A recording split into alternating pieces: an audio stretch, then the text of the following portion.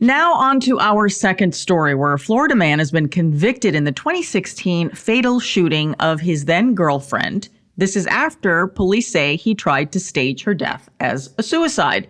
48-year-old Thomas Elmore Jr., who is a former paramedic, attempted to cover up the murder of his live-in girlfriend, 48-year-old Tamara Naish, making it look like she had actually killed herself inside the Riverview home. Now, Thomas told deputies that the former nurse, that's Tamara, had committed suicide. He said that she was despondent because she had recently lost her job. They were having money issues.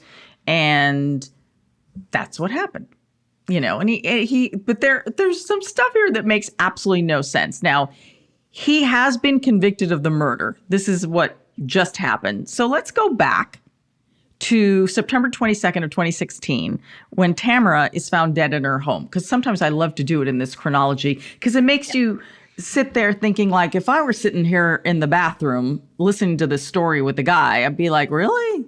Okay. Here come the really points. Her boyfriend, Thomas, said that he found her dead when he came home. And he was so upset, ladies, so upset that he waited 24 hours before calling police. And he's a paramedic. The Tampa Bay Times reported that Thomas called the police finally at the urging of his attorney. So he'd called an attorney at this point, but he hadn't called the police. Very distraught. Very distraught. Who has better medical advice than an attorney? When you are a paramedic and are trained to save lives. And you're around potential, death, illness, injury, all of those things. I understand it could be different if it's someone who's close to you. But yeah, that did not hold any water for me whatsoever. And what do paramedics do? Oh, they race to the scene. Yes. Yeah. That they get called. That is their purpose in life, is to help people and respond to situations like this. Okay, so clearly, if I'm police, I'm already incredibly suspicious with just this little bit of the story. He told investigators at the time that the day before that she was found dead, the two had been arguing over money because Tamara recently lost her job as a nurse, and that this argument, according to the Tampa Bay Times, took place at 1 a.m. After, I guess, Thomas got home from Hooters, because that's where I go when I'm upset. Yeah. I mean, they do have a good deal on wings.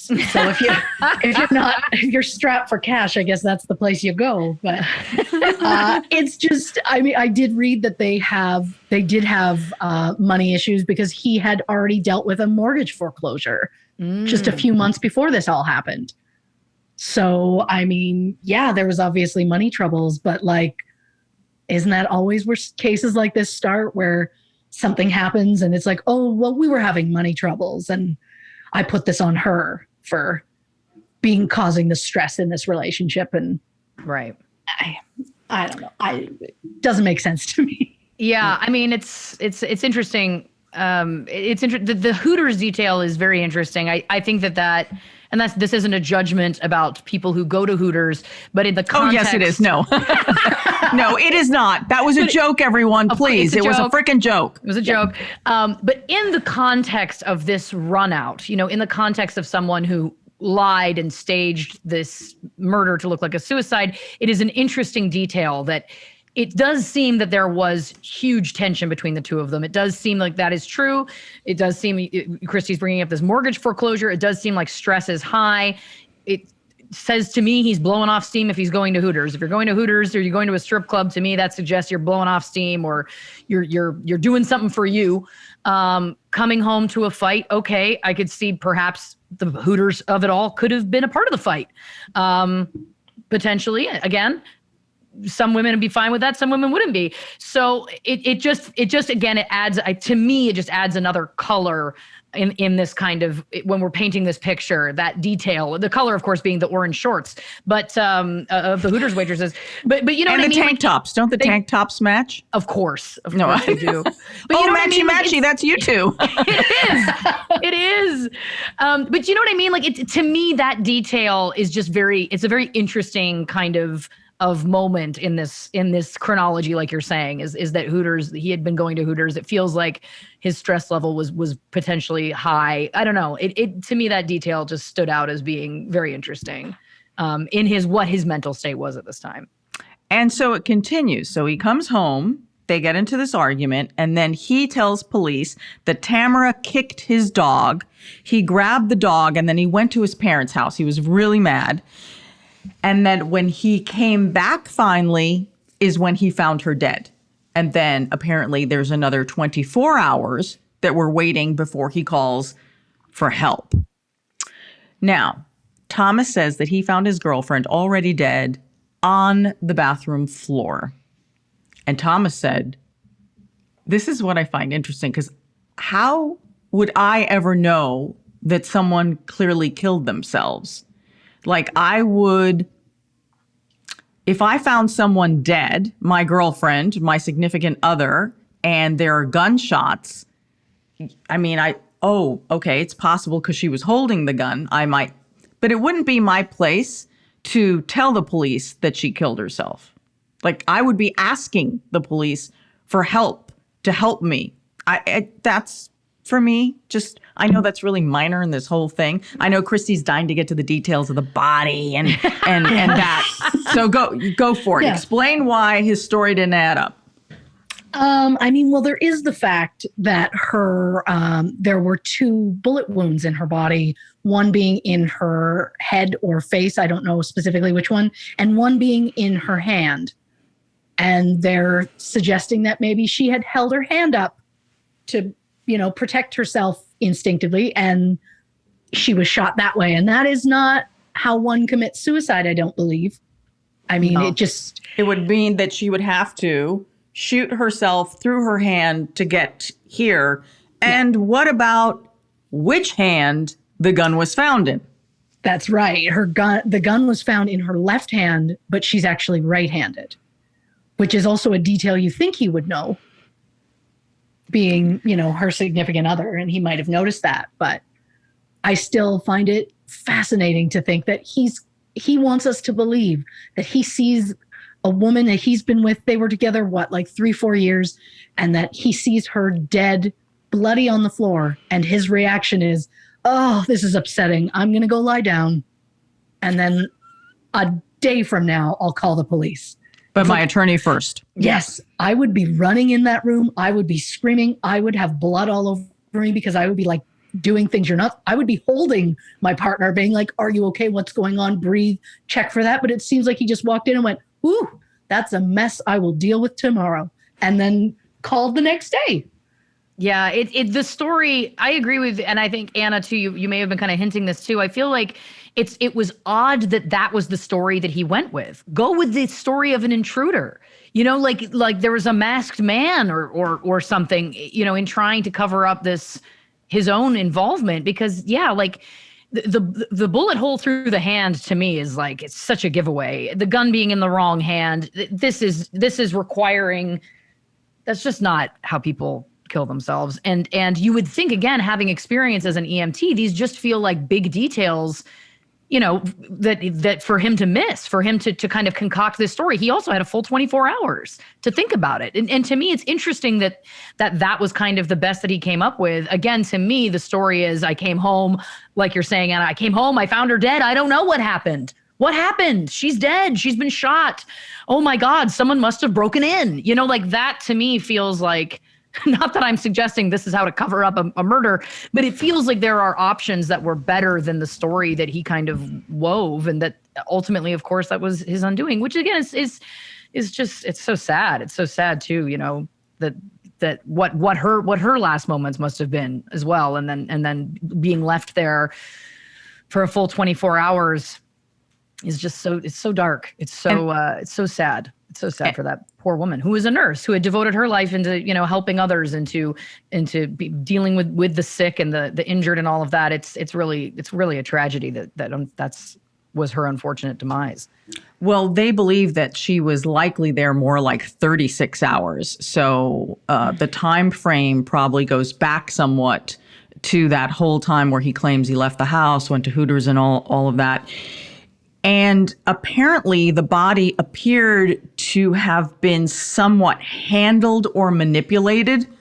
So it's possible in this 24-hour period, mind you, he's already been convicted by a jury, hasn't been sentenced yet, that he could have been cleaning up after himself, cleaning up the scene and setting her up and thinking, okay, maybe a suicide is going to look more like a possibility of what happened here. I do find it interesting that the family said, her family, when they were contacted by the authorities to tell them that she had passed, they said they were never told by the authorities that there was any possible investigation into a suicide. All they said was, this is an investigation, but they never used the words suicide. So my guess is from the very moment they walked in there, the cops were very, very suspicious. At least, you've got some justice now because he's been convicted and he did not get away with this staging. This is according now to the Hillsborough State Attorney General Andrew Warren. He said the medical examiner ruled it was physically impossible for her to have shot herself based on the available evidence. And the jury agreed that there was just no way that she could have done this with her non-dominant hand. I don't know what happened, but I think what most likely happened is they got into an argument. It became heated. He shot her. That she's probably defending herself as she sees the gun being raised. My guess is that's what happened. And it probably was over money. And it probably was a stressful situation. Yeah. And he also probably wanted it to look like a suicide because he has previous domestic violence in his past from, I believe both were against his first ex-wife, but he also has a second ex-wife, according to all of his court records that I've looked through, which were legal to look through because it's open for the public. But yeah, if he's already been charged with different domestic violence cases, he knows that a cop is going to come in, look at this scene and be like, oh, well, we know you've done this. So he tries to make it look like it wasn't him, but did a really bad job in doing so. Yeah. Mm-hmm. The Tampa Bay Times reported that Thomas was arrested twice in 1998 on domestic violence charges, which also included a violation of a restraining order. And then in 2012, he was arrested on a charge of driving while under the influence. The jury deliberated for 8 hours and found him guilty of second-degree murder. Thomas has yet to be sentenced, but that will be happening soon. I was wondering too if he'd been out at Hooters for the night, potentially. If the timeline is shifting, like you're saying, if it was actually 36 hours, like where does that line up? Was he drunk at the time? Did he come home? Had he been out drinking? He's drunk. He's gotten angry. He's gotten the gun out to threaten her, in the moment. Again, if he's got a history of domestic violence, especially, I feel like intimidation and bullying, all those kinds of things are not uncommon. And then in the heat of the moment, goes for it. I feel like that's probably sometimes the simplest explanation is true. And that feels like it absolutely could have been the way that things had gone. And again, if he also has a history of a DUI, then that also suggests to me it wouldn't shock me if he had been, drinking and driving and those kinds of things in this situation as well. It's so sad. And I mean, obviously domestic violence as well, it is such a huge prevalent thing in everywhere in the world, but certainly in this country as well. And it just goes to show too that, 3 to 4 years into a relationship, you think that you probably know somebody. And even if you feel like you're in this, for some people, I'm sure this toxic relationship or an arguing or what have you relationship, did she ever think that it would escalate to this? I mean, probably not. Who knows how much she knew about his past? Did she know about those past charges? Did she know about what happened with his ex-wives? Or did he spin a different story for her that she believed? I think what I'm getting at is I would encourage anyone to run background checks on potential mates. That's what I'm saying. Because honestly though, all jokes aside, we live in a society where a lot of people are partnering up now with people that you meet on the internet or on apps, which no judgment or shade. I've done my fair share of dating sites and apps in my time. But I feel like, again, it's like you just really don't know. And I think that it is, people joke about, well, don't be crazy, don't stalk them, don't, whatever. And I would say running a background check here or there, not always the worst idea. Yeah. But you know what? When someone is in a relationship like that, it's very hard to get them out. 100%. I've got two very well-educated girlfriends who fell for total scammers. And no matter what I would say, no matter what I would dig up, no matter what logic I tried to apply, there was no way that I could reach them. And ultimately, until they found their way out of that relationship, could they finally step back and say, oh my God, what a dummy. I feel so taken advantage of.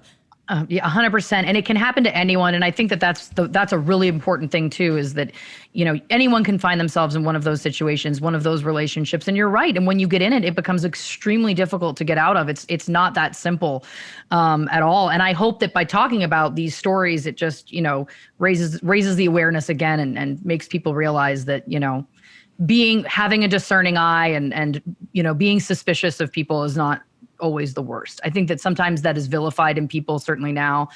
And I think, there's a lot of people out there who want to take advantage of people. And there's a lot of people out there also who don't have great intentions. And I think protecting you as number one is always the most important thing.